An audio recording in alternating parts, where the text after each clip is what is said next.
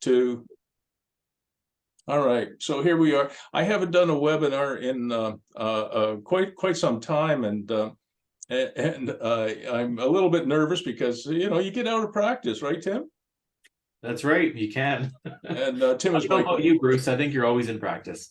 Well, I hope so. I did a radio interview this morning on the change of ownership at the Sense, and I was a little bit nervous there. I mean, I've given thousands of interviews, but still, I have to psych myself up. And Tim, if you think about the kind of career I staked out for myself, a hockey career, real estate career, there's a lot of public appearances. Teaching, and I was a very shy guy. I was really better suited to being like a physicist, where they kept me in the back room and I never talked to anybody. Instead, I ended up with this incredible PR and public-facing career for a shy person. So I had to teach myself to try and be a good presenter. And I'll do my best today. And thank you all for coming today. So what we're going to talk about today is some real estate business models, and I just couldn't come up with, neither Tim or I could come up with a better way to describe them other than Daffy. They're kind of crazy, right? And when I was a kid, I loved Daffy Duck, if you know Daffy Duck. And so I just call them the Daffy Business Models. It's just a code name, and maybe I could have come up with a better name, but that's what I got. So we're going to talk about Daffy Business Models, and the main feature and focus is how do you reduce your reliance on banks, lenders, and investors. I don't have to tell anybody on this call that the real estate industry has changed just incredibly. I've been at this game since I think 1983. So 40 years, and I have never seen it change so fast. And stuff that Tim and I were doing, and Tim is a real estate guy, he'll introduce himself in a minute.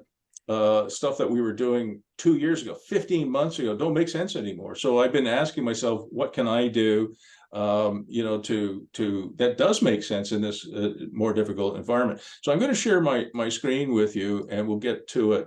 I'm going to try and get everybody out of here not later than about 57 minutes from now. So hopefully it'll be an hour or less. All right, so stay with me. I think we got some really neat stuff to talk about, including some stuff that is personal and that I'm involved with. So anyway, I told you that we're calling this learning webinar the Daffy Business Models. And basically what I'm trying to do is I'm trying to discover and uncover, I guess, some simple real estate business models designed to cope with higher interest rates, lender, banker, investor hesitancy, lower appraised values, lower LTV ratios, loan to value ratios, something that's better attuned to today's much tougher economic environment. And how do you do that? I don't know if I can move this around somehow. How do you do that? Well, I think one of the keys to reducing our dependence on lenders and bankers and investors is generating higher cap rates. In other words, greater cash flow. And I think most of us on this call probably would welcome some way of financing projects without having to go on bended knee to any of these three groups. All right. And I put this up here. We don't want any meetings like this, right? Where we go to see our loans officer and he or she says, we'd like to help you get back on your feet. We're repossessing your car. I thought that was pretty cute. So basically, my conclusion after 15 months of rising interest rates is that we're all in a box. We're in a box. And how do we get the heck out of it? The box is obviously shaped by rising interest rates. Real estate values are dropping, appraised values are dropping, loan to value. I mean, on a commercial loan now, you're seeing not 65% loan to values, but sometimes 50% loan to value, right? So if you were thinking about a refi on a commercial project, and I've got a few of those, and you talk to the TD Bank or an A lender in the United States, you might be talking not 65% loan to value, but 50%. That's pretty tough. So financing and refinancing much tougher. And so, of course, people are saying, well, I'll just sell. Okay, well, that's great, except that values are dropping. Like my personal portfolio is down at least 10% over the last 15 months, at least. It might be a bit more than that. And I'm sure your mom and dad didn't teach you to buy high and sell low, right? I mean, I don't have to teach you that. You know that you want to try, if you can, to buy low and sell high. All right, so what are we going to do? So one of my daughters is facing a huge increase in her mortgage costs on a duplex that she owns. It went from like 3%, I think, to 6.5%. And so what did she do? And when she asked me for advice, well, we increased the amortization period from about 17 or 18 years to over 30. So that reduced her monthly payments a little bit. And one of her apartments became empty, so she raised the revenue on that. And something else, this was not appropriate for my daughter, but something that I'm looking at on some of my mixed use buildings is going to Canada Mortgage and Housing Corporation in Canada, or the Small Business Administration in the United States, for some help with lower cost, longer amortization loans. But I put on the bottom of this page, you can see it there, something that a really smart financial mind told me, it's got to be 20 years ago. When you're in trouble, don't sell, buy. And what the heck did he mean by that? All right, I'll talk about that in a minute. So I think most of you, maybe all of you, know me pretty well. My nickname is Prof. Bruce. I'm an entrepreneur, real estate broker, developer. I do lots of coaching, real estate oriented and business coaching. I call myself an urban guru, keynote speaker. I'm the founder of the Ottawa Senators. I'm a novelist, blogger, and peerless husband and dad. You can imagine that my wife didn't write that. Probably not. Probably not. All right. And then I've got with me somebody I've coached and I have a lot of respect for, Tim Reed. Tim, maybe you could introduce yourself a little bit.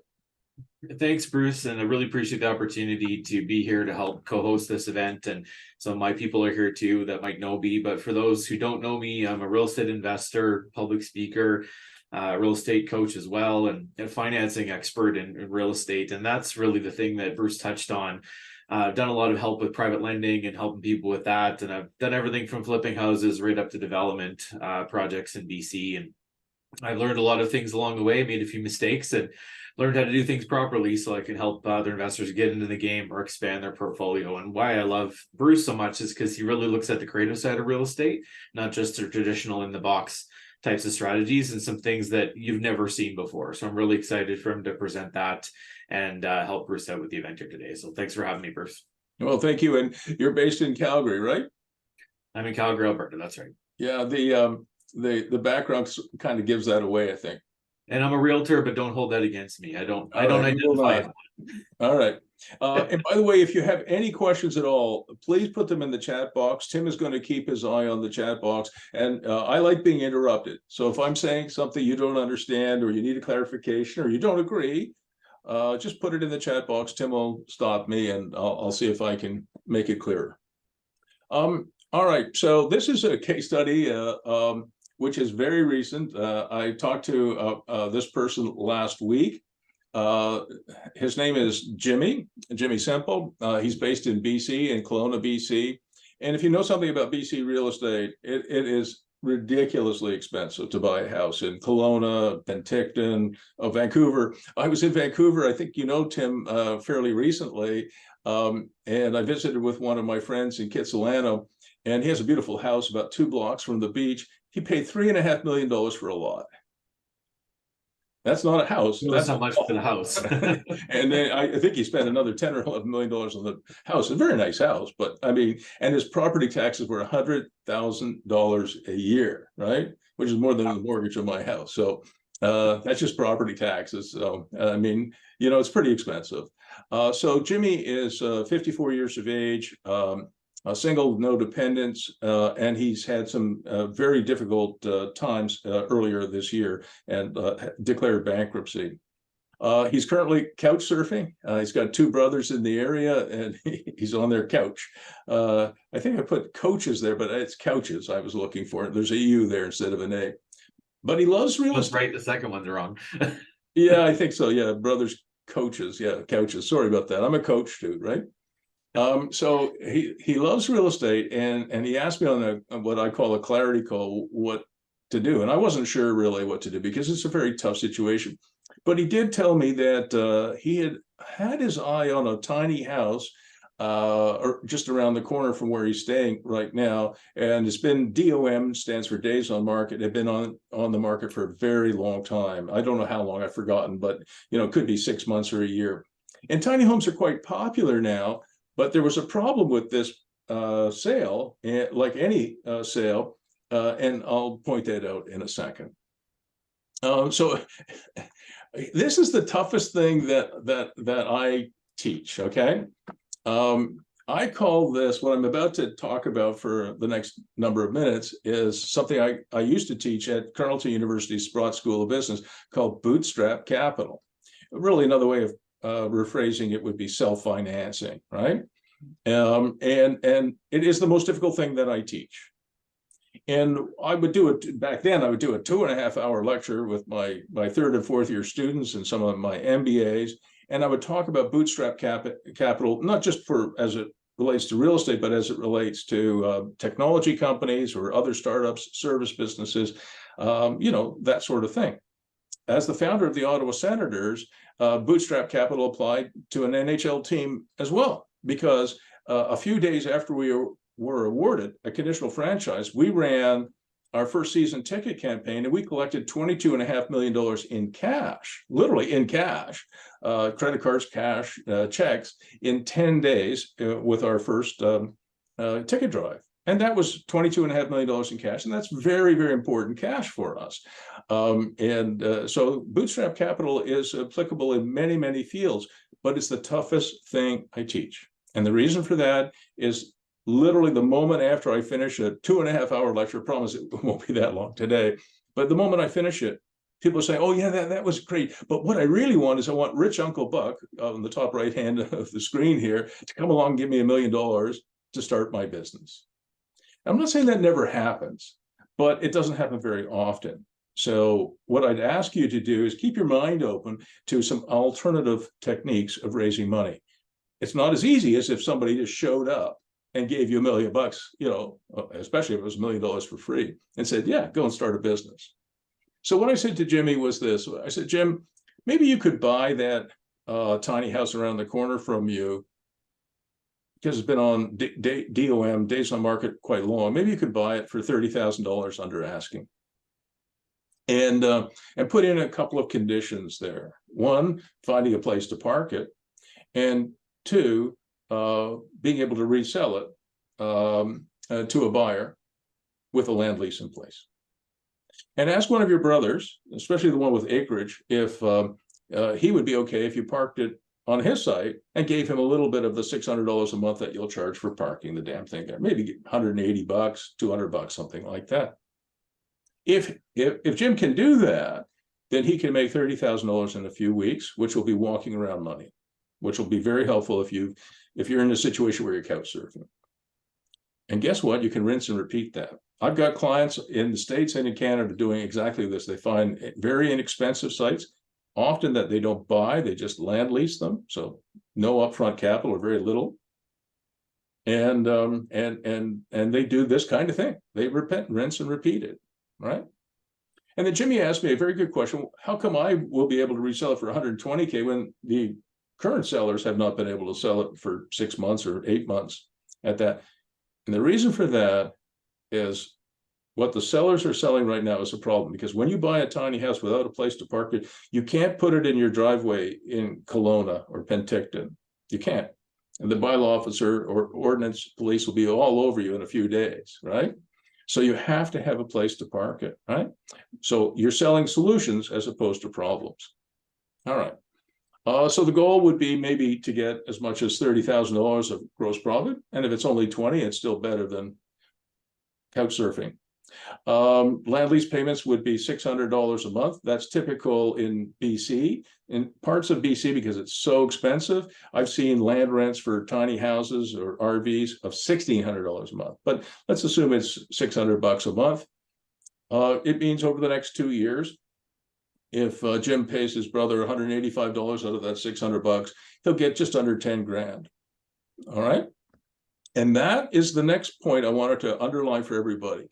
Your job, my job, whether it's real estate or technology, right, is CMRR.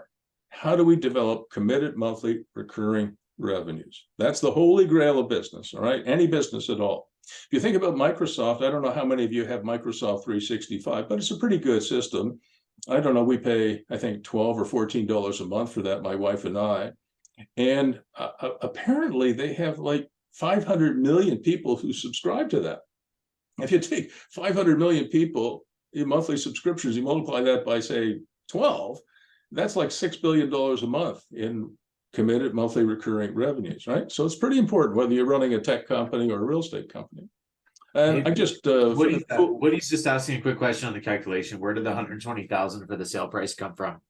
So that's what they're currently asking. This is currently for sale for 120,000, and I'm hoping that Jim can buy it maybe for 90.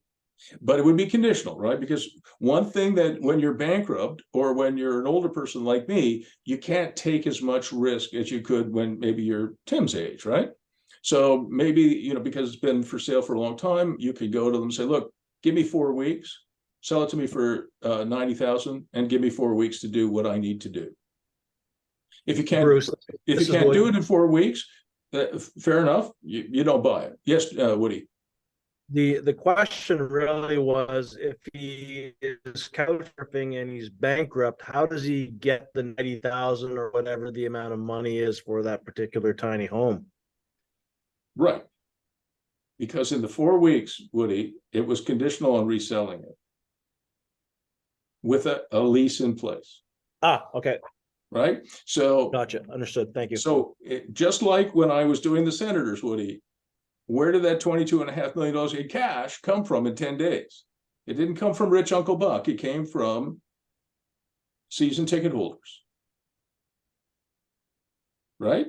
And here, Gotcha. Same thing. Okay. So anyway, I just fooled around. So this is one of his brother's acreages. I think this is a house here. And then there's on the left-hand side, there's another shed. And I just plunked the tiny house on the site here. Hook it up to the well and septic, charge $600 a month, and you've got yourself committed monthly recurring revenues and $30,000 in cash. And I noticed when I was pulling up this picture, I think it's a Google image, that some of his neighbors already have figured it out. You can see there's at least a couple of RVs, I think, yeah, RVs in the backyards. I'll bet you these people are doing the same thing not too far away, right? So it's Woody, I'll go through it one more time. So I thought this was such a good model that after I talked to Jim, within a couple of days, I called, these are coaching clients of mine. They are a company called Humble Creek Homes, and they build these wonderful little tiny homes. This one is a tiny home. It's 136 square feet. That's pretty small. And they call it the Tiny 136, and it's from Humble Creek Homes. And it turns out that they have this thing in inventory, like less than 2 kilometers from one of my properties. And I said, well, you know, like if I think it's a good idea, I implement it the next day. Well, it might have taken me 2 or 3 days. But anyway, I called up Patrick and his business partner, Simon, and I said, have you sold that thing yet? No. I said, take it off the market. And they're asking what I consider a very reasonable price for this little tiny home. $35,000 plus HST. In British Columbia, it would be, I think, plus GST, but in Ontario, it's a bit more. And what I'm planning to do is buy it from the boys and relocate it to the Barn Dominion project, which some of you have heard about, which is about less than 2 kilometers away. And I'll probably resell it to somebody who wants to, you know, own a tiny home and live in it. And for me, the big thing there, Woody, is the $515 parking fee that I'll get for however many years they're there, right? So it's a way of creating my own client, if you think about it. And maybe if I was able to sell it for $49,500 with a lease, a parking lease, that's why they will buy it from me, I think. I'll be able to make 10 grand or maybe even $15,000 of cash, which is helpful, and then have some committed monthly recurring revenues. Hook it up to our existing well, our existing septic and electrical. We've got internet, so whoever buys it would be in pretty good shape. And I just thought you might be interested in looking inside, so I put some pictures in here. It's the cutest little building. It's got a you know, small kitchen, but it works. It's got quite a nice bathroom, actually.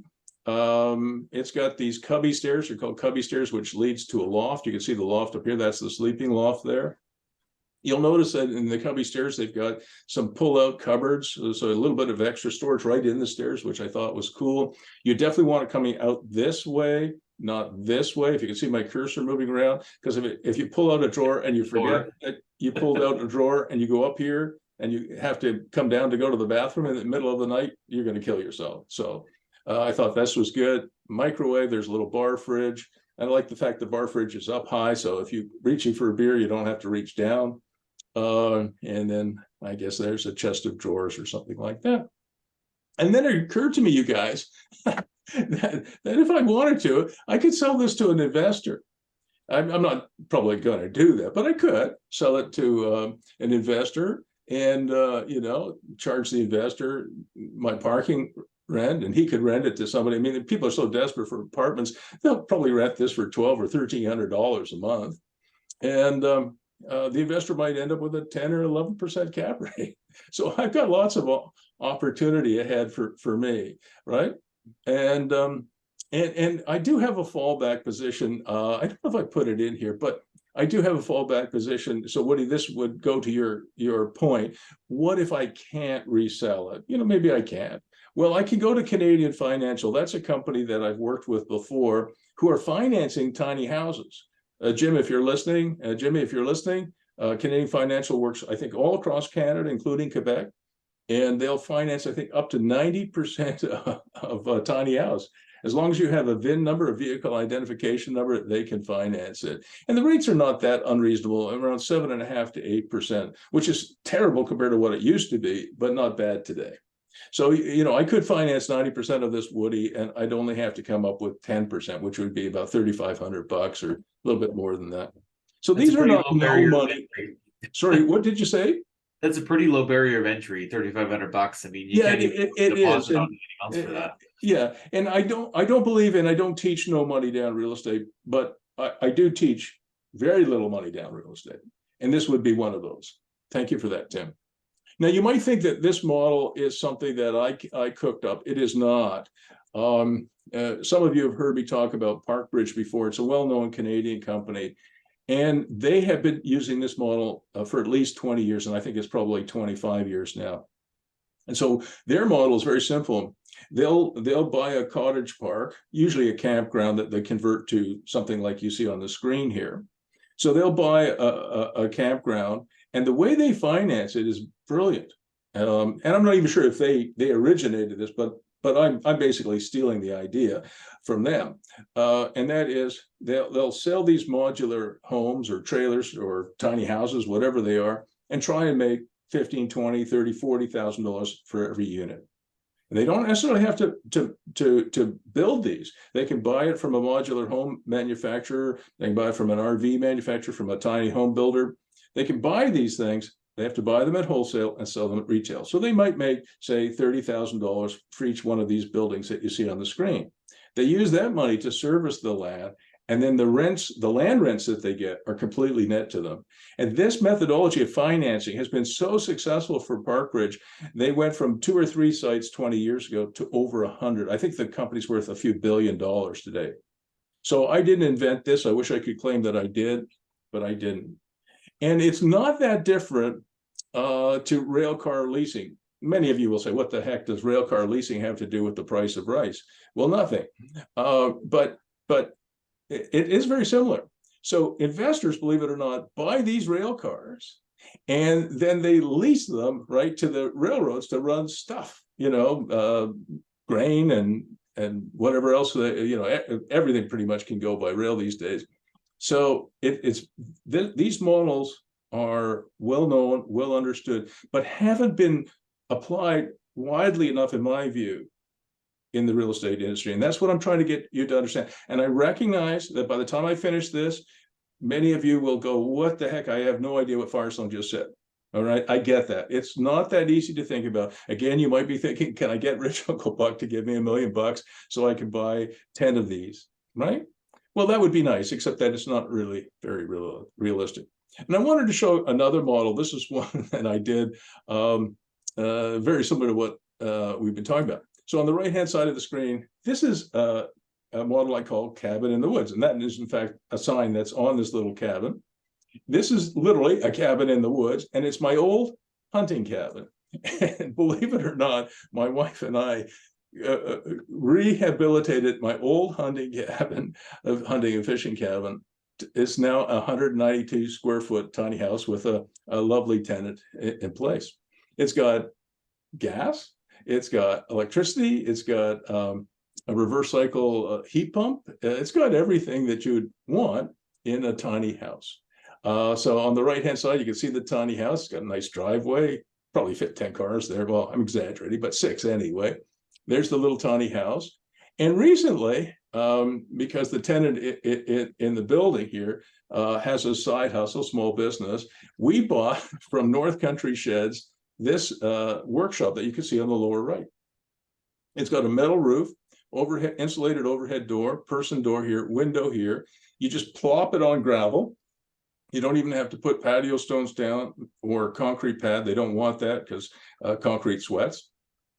And we're going to put that. So here is her tiny home. We're going to put that about 30 feet to the left here. And her commute to work will be 30 feet. So it's a live work condition. And I'll give you some of the numbers. So we bought this workshop for just under 13 grand plus HST from a company in Smiths Falls, Ontario, for $12,900 plus HST. That includes a delivery charge of $275, ridiculously low. We have to, once we get it on site, we'll add spray foam insulation. We'll provide the electrical, put a reverse cycle heat pump in there, LED lighting. We've already got the gravel base there, so I don't have to worry about that. So it probably cost about $24,000, $25,000 all in. And we're going to rent it to her for $700 a month plus HST plus utilities. It gives us a cap rate of about 22% or maybe even 22.6. I don't know, something like that, which is very good. You know, and it's a live work condition. So I think that's become increasingly popular. This is a real business model. And, you know, people, I don't care whether you're, you know, 10 miles outside of Kelowna or, you know, or 15 minutes outside of Boise, Idaho, where I have a few clients. This is a model that pretty much anybody can do. I think one of the keys here to mention as well is that the part where it says this is a commercial lease with an accessory rental, you're not subject to the landlord tenant board rules of your province. Yeah, I wasn't sure if I was going to actually go through that. Thanks for ruining my day, because it's too complicated. But I have a legal opinion from a very responsible lawyer that if you write a lease for a workshop and you add the residential apartment or tiny house in this case as accessory to that, it's not subject to the RTA with very strict limitations on rent increases and also occupancy in case of default. So that's a very important point, but it might be a little, maybe I'm glad you asked. All right. And I do something else. I call it create your own waterfront. And you can see here's again on the left-hand side, you can see there's a little tiny house, the old hunting and fishing cabin. It overlooks a lake house. What's that? It's a lake house, Bruce. You call it. It's waterfront now. It's a lake house, exactly. And you know, people just seem to really like this kind of thing. Now we'll look inside. My wife designed it, and here's her pantry. There's the electrical panel. You can sort of see that's a modem, an internet. Got quite a nice little bathroom here, full-size fridge, you know, bit of a kitchen here, another shot of the bathroom there. Then on the left-hand side, you can see when you have a very small property like this, you have to maximize the use of space. So, you know, you stack your dishes above the sink. And then you walk in the front door here. She's got her little coat hanging here, place for her shoes, and this is for her cat. That's where the cat box goes. And she's got a day bed here. So it's a sweet little place, and it works great. All right. So I wanted to show you the numbers, okay?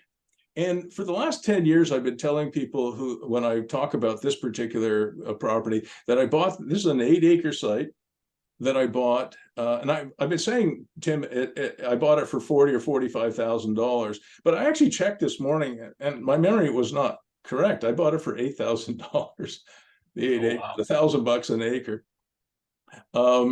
Back in 2001, and I put the honey cabin on it, and now it's the tiny house, and soon to have the workshop there. So, bought the site for $8,000, and it was a property that no one else wanted because about 6.5 or 7 acres is wetlands, and you can't do anything with it except enjoy the wildlife and the bird life. But anyway, we fixed up the cabin, $58,000. Put furniture, fit up, and equipment in, just under 9. The gravel pad, 11.5. The well, $3,500. A septic system. We have a very expensive reverse osmosis water treatment system. That's $17,000. The workshop, by the time it's installed and ready to rock and roll, be about $24,500. I just put in 13,300. So the total cost is probably between 160 and 165. And then I got it appraised. And even though appraisals are tough and more difficult, certainly, than they have been for some time, it still came back at $400,000, which is a pretty good uptick. So there is an actual model here, that people could go out and buy within, 15 minutes or 30 minutes, or maybe even up to an hour of cities and towns. They could buy land nobody else wants, and do something with it like this. And when you go from $163,000 to $400,000 in value, that's a pretty good increase. Just to give you a sense of, my wife liked it so much that she saw that North Country Sheds had a flash sale on, and this actual building came up for sale on the flash sale for $9,999, and it's got a person door here, a person door there, and 3 windows. And she liked it so much, she bought this thing, and she's going to build the cheapest of the cheap coach houses in our backyard. Basically, we have kids and grandkids, and some of the husbands of my daughters snore. So guess where the snorers are going to end up? In the El Cheapo coach house in our backyard, right? Bruce, does North Country Sheds sell in Canada, all across Canada? The furthest that they have shipped so far is Thunder Bay, which is almost on the border of Manitoba. So I imagine they might ship to where are you based out of? Calgary, Alberta. Okay, well, I suspect that they would do it. These guys they're really fantastic at what they do, in my opinion. Okay, and I'm going to buy a bunch more of these. So, but certainly, if you reach out to me, I'll introduce you to one of the owners, and he can give you a quote, because the buildings will last. I know they'll last over 40 years because I've got one that is now currently over 40 years and still going strong. I'll do that. Sure thing, Bruce. All right. So anyway, my wife bought this thing, and then she bought a Murphy bed. I don't know if you can see it on the left-hand side, but this is actually a Murphy bed that turns into a couch. So when it's up, it's a couch. You take these cushions off, you pull this thing down. And by the way, it's hydraulic, so you don't have to be, Arnold Schwarzenegger to lower it or raise it. So you just 2 fingers will work. It's got these cupboards and drawers on either side. Work area here. So in the day, it's a couch and a work area. At night, it's a bed. And then this is a preliminary floor plan of how she's going to organize it. The bed will be here, TV up there, I guess. I don't know what that is. I guess a kitchen table, maybe. That's an area rug, a little micro kitchen, and a full-size bathroom there.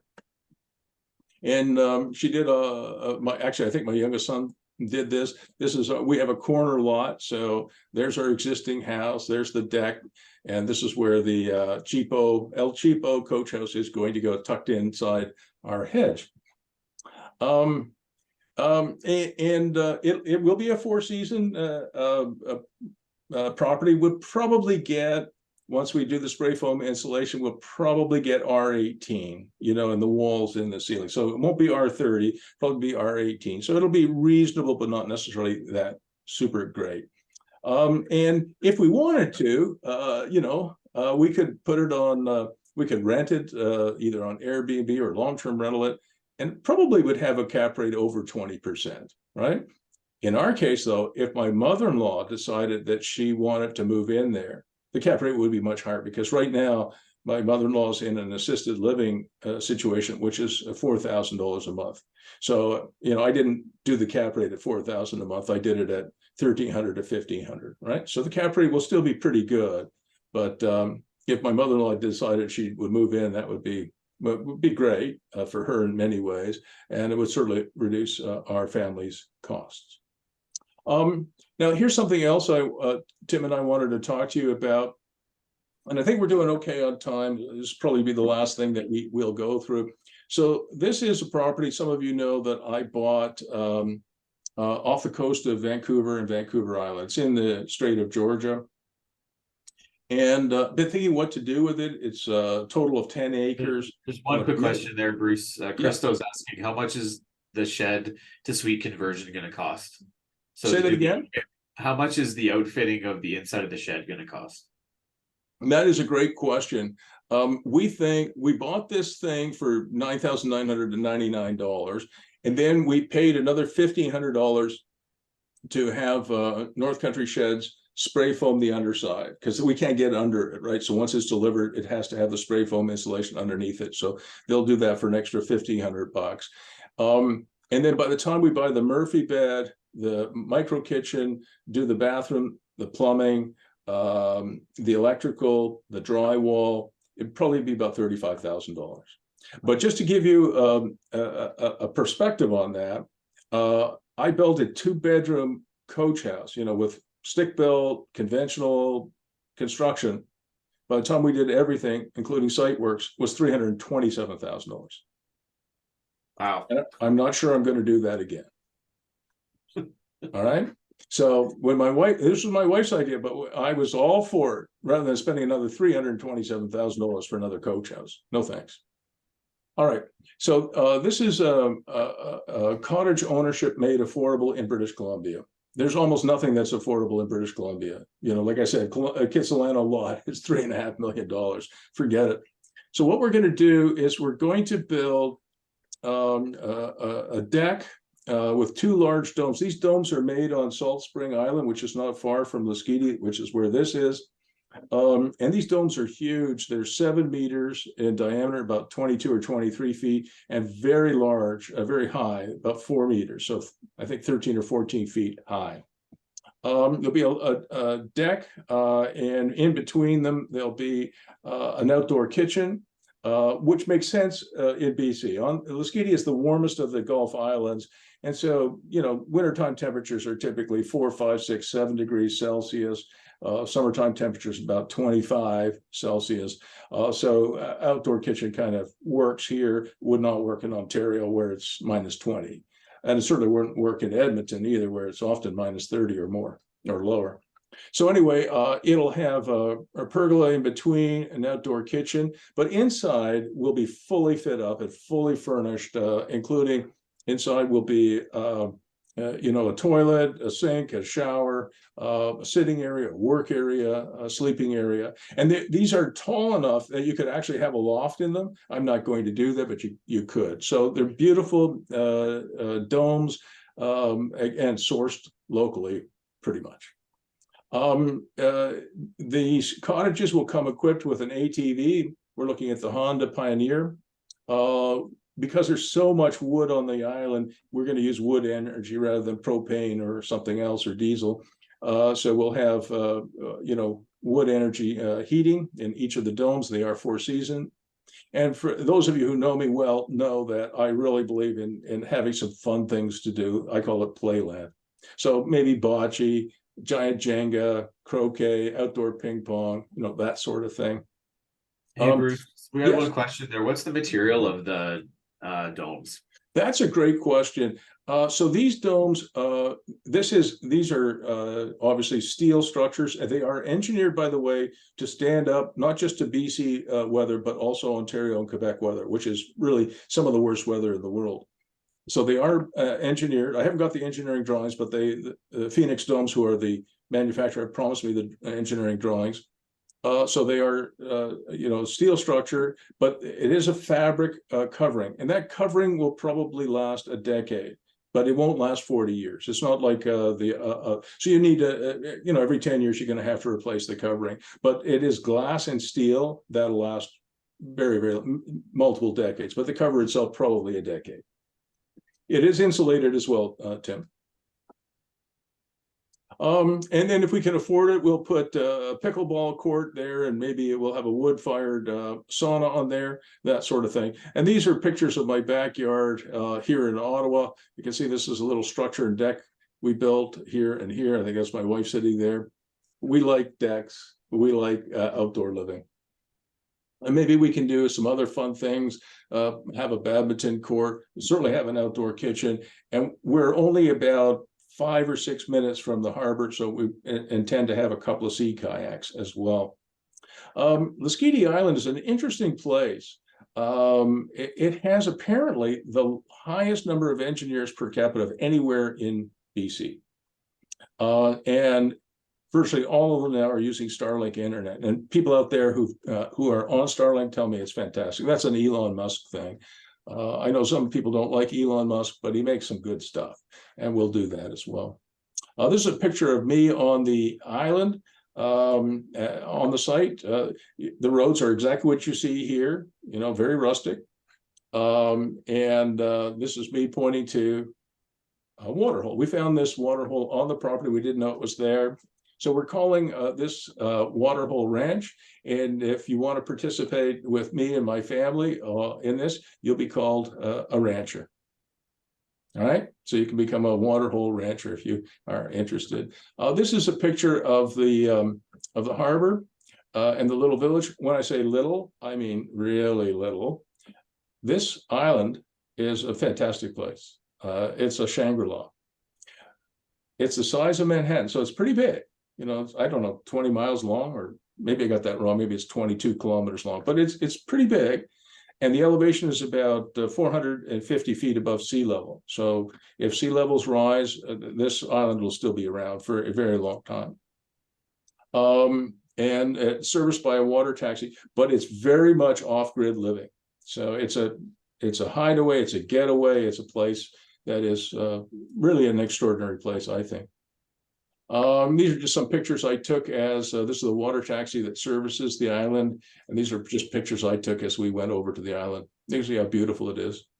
There is a bakery and a grocery store as such.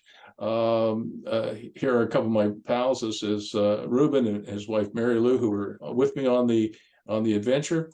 And they own a site right next to us. We own site 16. And I think they own site 17. So they're doing their own thing there as well. This is one of the best bakeries in the world. I'm telling you, fantastic food. And it's, there's quite a lot of development on the island. Not everybody is living in domes. There are houses, and some of them are quite nice. These are modest, but there's some others that are quite nice. And you can see that what people are doing is they're installing solar power, maybe some wind energy, certainly wood energy, and they're doing rainwater collection. Right, so they typically will store the water at elevation and gravity feed it to the house. So it's very different from, say, living in Calgary. By the way, Tim, it's 90 minutes from Calgary by plane to Nanaimo, so it's not far from you. Not far at all. This is a cabin that's was owned by a friend of ours, and it's my wife Dawn and I visiting. And there's all kinds of people on this island. Like I said, there's only 700 people who live here. But they tend to be very independent and by and large very friendly. It's a very safe place. So if anybody was interested, what we're going to do with our 2 domes is we're going to share the domes, the 2 domes and the playland and all the other stuff I talked about with 2 other families. And it's quite expensive to develop. So it's easier for me and for others if we share. So if you were interested in 1/3 ownership of the improvements, that would be 150,000 Canadian dollars. You can't get anything in BC, at least from what I can tell, for 150 grand. All right. So if you're interested, you would have a 1/3 interest in these domes and the playland and all the other stuff that I talked about, all the improvements, and it would cost 150,000. If you're interested, Tim, I think I sent you the reservation form. You did, yep. All right. So there is a reservation form. If you're interested, you would have to put down a $5,000 refundable deposit. And then you'd spend the next 3 weeks doing due diligence, making sure you're happy with what you see. If you firm up, there would be a balance due of $145,000 within 30 days of that. And what's interesting about this particular model, because I believe in everybody working, kids, wives, husbands, everybody works, cottages too. So the way I've set this up is that each of the 3 families will get 60 days of self-occupancy. So you can occupy it 60 days throughout the year. But that 60 times 3 is 180 days. So the other 180 days a year, we can put it on Airbnb. So we could actually, I think, generate a return on investment, even though it's our own cottage, right? So because most people can't spend more than 60 days at a cottage in a year. So I thought 60 days was plenty. And it'll generate a cap rate of about 9.1%, including self-occupancy. So enough to pay the bills, I think. And just because of the subject matter that we're going through, I'm not saying you should do this, but if somebody said, look, I want to share my share with 2 other families or 3 other families, I would be okay with that as long as you self-organize it. So you might have a single purpose company that owns your 1/3 interest, and you could share that with other people. But you would have to organize You have that one yourself. primary, you could have 2 friends. Yeah, exactly. Or 3. And by now everybody has figured out the way I think about these things, Tim, on this call. And that is, if I was a young person, I would find, maybe 3 others who want to share my 1/3 share. I would charge them $60,000 each for their share of the cottage. And I'd put $30,000 in my pocket and I'd get my share of the share for free. I don't know if that makes sense, but that's what I would do. Here's the reservation agreement. And I'll get out of this now, this presentation now. And I will put this in the chat box, so if people are interested, they can download it. And the whole principle here is it pays for itself over time because it's going to be Airbnb managed in the meantime. And I'm sure one of the questions in people's minds, Bruce, is who's going to take care of the Airbnb management? That's the parent company is going to do that, right? Yeah. I'm trying to, hang on a second, guys. I'm just trying to get this chat in the chat box. Okay, so if you're interested, you can download the reservation agreement. From the chat box. What was the question, Tim? So the Airbnb management component, the company's going to do that. The people that invest don't have to do that themselves, right? Well, it would be up to them. If they want to join I'll stop sharing now. If they want to join the rental pool, that's fine. Because my wife loves running Airbnb. She does. It would drive me crazy, to have people. Me too. People will text her at 11 o'clock on a Saturday. Can you remind me again how to connect to Netflix, right? I mean, that would drive me crazy. I like teaching, I like mentoring, I like coaching, I like writing. Running Airbnbs would not be my thing, but she really likes it. She's a mother and a grandmother, so she takes care of her guests. So we have a number of Airbnbs and she's going to run it. So Peter's got a question. The land is shared ownership? So the land is owned by my wife, and each one of these 2 domes and the improvements are actually going to be on a land lease with her. It won't cost very much, whatever it is. It might be $300 to $500 a month. That's just to pay the property taxes and insurance, etc. So a land lease was better because I didn't want to drive the cost of this thing up. I hope that answered your question, Peter. Was there something else? There's Christo. What does Christo say? What's Christo asking? How do you get access to U.S. lenders that'll lend in Canada? That is a great question. Christo, one of my great frustrations is I've got a mixed-use downtown building. It's not big. It's maybe 14,000 square feet. It's got apartments in it, a commercial space, and 5 of the units, the residential units, my wife runs on Airbnb. She does very, very well with them. And my Canadian lenders refuse to look at any units that have Airbnb income. One of my bankers, Christo, said to me, Bruce, why don't you take them off Airbnb and then we can include them? And I said to her, you're asking me to reduce the income on the property from $40,000 a month to $30,000 a month. I don't know any entrepreneur, Christo or Tim or anybody on this call, who would do that. Like, why would, and that makes it harder for me to pay my loans back, right? Because I just chopped $10,000 of income. Yeah, but we can consider long-term rentals. So, Christo, it's very frustrating. There are lenders in the United States who don't have that same issue, but to this day, I have not found a single American lender who wants to come to Canada. There's so much regulation here. All 10 provinces are different, I think. It's not easy to, if you think about California, it's got the population of all of Canada, so they're going to focus on the domestic market before they think about Canada. So it's very frustrating. And I'm not actually sure how to solve it. Yeah, in my experience, it comes down to market saturation. For a American lender that's got millions and millions of people as customers, to come to Canada, it's just such a small fish. They're just not interested to go through all the hoops and headaches. It's been my experience. Exactly. But what I tried to do today was to basically move your psychology. One of the things I didn't go through is, believe it or not, there are almost identical, and Crystal, you would know this, there are almost identical models that you can apply in the industrial space. All right. And there's many of them.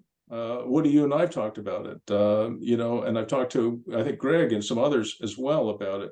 I'll give you an example. I just talked to it because I got a couple more minutes before I have to get out of here, or you kick me out. One of my clients bought a school, an old elementary school, incredibly well built. The roof is perfect. The electrical is great. Bought this elementary school about 10 or 15 minutes from two small towns, right? So it's kind of, there's a small town here, a small town here. It's kind of equidistant. And it's an old elementary school that used to service those two towns. But it's about, probably 10 or 12 kilometers from each of those towns. It's a fantastic building. He bought a 16,000, this is a Christo deal. He bought a 16,600 square foot building, elementary school, on 9 acres for $645,000 Canadian dollars. Wow. Yeah, unbelievable. And there are lots of deals like that if you're willing to look for them. A lot of my clients, when they hear about these models, they go on MLS the next day, or they go on LoopNet. And if they can't find what they're looking for in 5 minutes, they go, oh, well, it doesn't exist. That frustrates me. So don't call me up and tell me you can't find anything. You have to have patience, and you have to be a good researcher. I have a researcher who works for me. Her name is Dawn, my wife. She is a trained bioscience researcher, incredibly patient. She will spend on different sources, everything from Kijiji to Crexi, LoopNet, MLS, you name it. She'll, any number of sources. She'll spend hours and hours and hours, days and days and weeks until she finds something that makes sense for us to purchase, because we are wholesale buyers, not retail buyers. So don't call me up and say, oh, after 5 minutes of searching, you couldn't find something like this. So anyway, my client is named Savvy, bought this thing and has been sitting on it for, gosh, it might be 2 years. It's completely empty. Because I told him, it must be 2 years ago now, it makes a fantastic place for small workshops and storage. And, but, he just had his own ideas. He wanted to convert it to residential. The zoning does not allow residential. So, and if you know anything about rezoning, which I'm sure many of you as call know, in Ontario, you can grow old waiting and poor waiting for a rezoning. So I said, okay, so 3 weeks ago, he calls me up after 2 years and says, I give up. What do I do? I said, well, let's go back to the plan. But here's where the arbitrage comes in. Okay, listen carefully. If I wanted to, I don't have the bandwidth, but if some of the young people or not so young people on the call were to go to Savvy and say, look, I'll rent the building for you for $5,000 or $6,000 a month. Are you good with that? He would have probably been all over that. Give me $5,000 a month, plus you pay the utilities and the property taxes. It's all yours. The 16,000 square foot building and the 9 acres. And when I calculated out what you can rent these all these beautiful classrooms and the gym and all the other stuff for, and then contractor yards and storage like what you do, Greg, on 9 acres, he can make about $20,000 a month. So that's an arbitrage deal. It's very similar to Airbnb arbitrage if you think about it. So for entrepreneurs who are smart and are looking for those opportunities, you find a building that's empty like this, you could go in and you could lease it and then sublet it with the permission of the owner, and probably make at least 10 grand a month for as long as you have it under lease. So there's lots of opportunities to take the models that I talked about. And even if you're in financial difficulty, if you have the gift of gab, you can talk to people, you can convince people, you can charm them, and you can take these models and you can make them your own. And they will work without any help or very little help from lenders, bankers, or who are the other culprits. So, well, you know what I mean. So are there any other questions before we break for the day? Was there one new message there, Tim? He just said thanks, Bruce. Oh, there you go. Well, you're welcome, Christo. I probably shouldn't say, but Christo's a former National Football League player and a very, very smart real estate investor, as almost all of the people or all of the people on this are now after this webinar. All right, anything else? Okay, listen, Tim, can you do one more thing for me?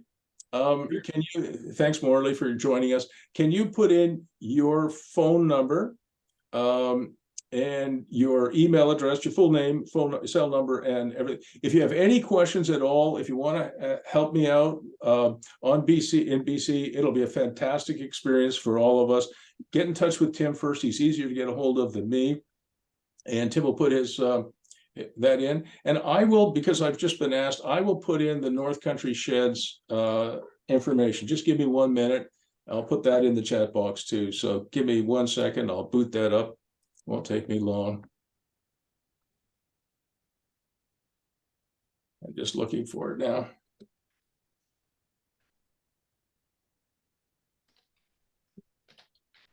Here we go. So I'll put in I'll put in the chat box, I'll put in the contact information. This is the founder of North Country Sheds, or I think he's the co-founder. I think there were more than one. And I'll put in their website too. So you have it. So we've done a good job here, I hope.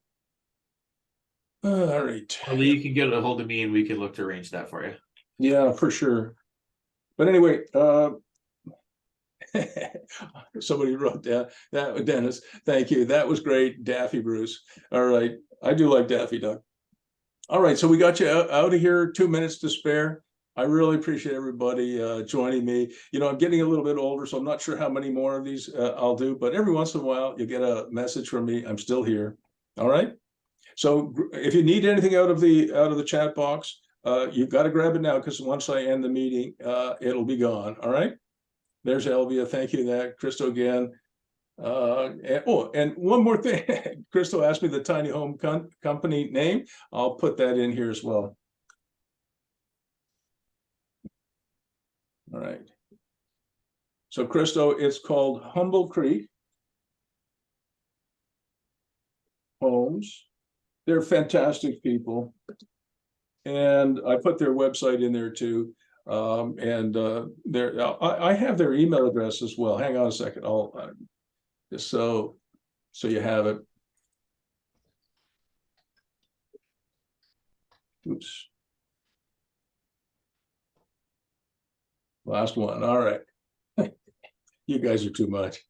Jillian, thanks very much for that. Okay, so you've got Humble Creek Homes, their website, and also their contact information. These are the two co-founders, Patrick and Simon. Wonderful people, salt of the earth, doing great things. I mean, I really appreciate the work they do.